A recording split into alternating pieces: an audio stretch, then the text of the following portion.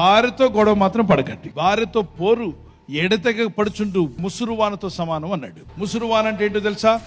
సోమవారం స్టార్ట్ అయితే వర్షం వచ్చే సోమవారం దాకా ఏమవుతుంది? పడుతున్నాడు. గాలి తుఫాన్ ఎలా ఉంటుంది?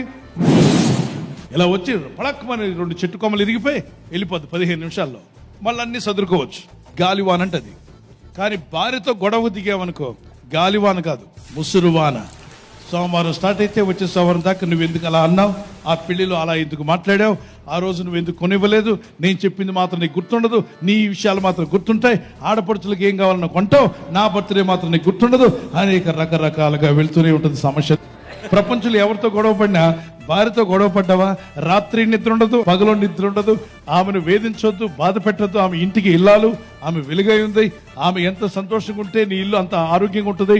భర్తలారా ప్రేమగా చూసుకోండి, భార్యలారా ప్రేమతో మాట్లాడండి. మీ మనసు మారునుగాక. ఆమేన్.